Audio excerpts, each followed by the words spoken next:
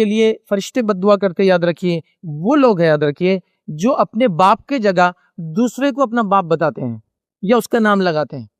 حدیث کے اندر ویسے غلام کے لیے بھی لفظ ہے اور انسان کے لیے بھی ایک مطلب، لیکن اب چونکہ غلامی نہیں تو اس کی تفصیلات میں جا کے فائدہ نہیں، حدیث میں دونوں کے الفاظ ہیں۔ چونکہ اس زمانے میں غلامی تھی اور غلام بھی اہل بیت میں کاؤنٹ ہوتے تھے، تو ان کا بھی کام تھا اپنے مالک کا نام لے،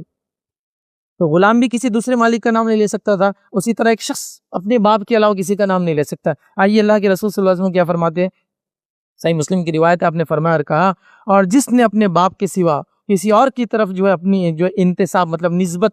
انتساب کیا، یا اپنے مالکوں کو چھوڑ کر، یہ غلام کے لیے مالکوں کو چھوڑ کر کسی اور کی طرف اپنی نسبت کی، اور یہاں غلام سے مراد یہ نوکر نہیں ہوتا ہے، ادھر کی غلامی الگ چیز ہوتی ہے، نوکری الگ چیز ہوتی ہے۔ غلام خریدے اور بیچے جاتے تھے، تو آج کی نوکر اس میں شامل نہیں ہے۔ تو اپنی نسبت کی، اس پر اللہ تعالیٰ کی، فرشتوں کی، سب لوگوں کی لعنت ہے۔ قیامت کے دن اللہ تعالیٰ اس کی نہ کوئی فرضی عبادت قبول کرے گا نہ نفلی عبادت قبول کرے گا۔ تو اپنے باپ کے نام کے علاوہ کسی اور کا نام لگانا، تب آپ بول سکتے ہیں ایسا کون کرے گا، لیکن لوگ دنیا کے چند فائدوں کے لیے ایسا کرتے بھی ہیں۔ میں فلاں جائیداد ہے، اگر باپ کا نام بدل لوں گا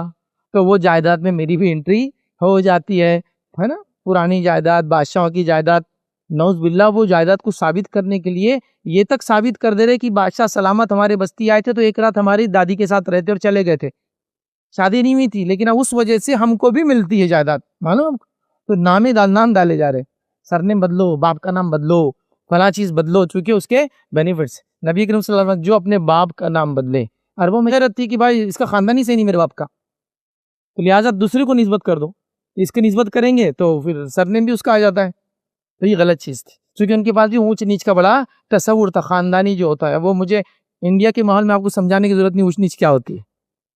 سب جانتے اور سب سمجھتے ہیں اس کو، کتنا اس سے افیکٹ ہوتا ہے، کھانے پینے اٹھنے بیٹھنے شادی بیاہ مرنے چھونے تک ہوتا ہے کہ کسی کو ہاتھ لگا سکتے اور کسی کو نہیں، سن سکتے اور نہیں سن سکتے، ان میں تھا۔ تو یہ اپنے باپ کا نام بدل دیتے تھے، اس سے کیا بینیفٹ ملتا تھا، یہ ساری چیزیں۔ تو بہرحال یہ نہیں کرنا چاہیے۔ ایک مسلمان ہونے کے ناطے کوئی انسان اپنے باپ کا نام کبھی نہیں بدلے گا دنیاوی چند فائدوں کے لیے، یاد رکھیں۔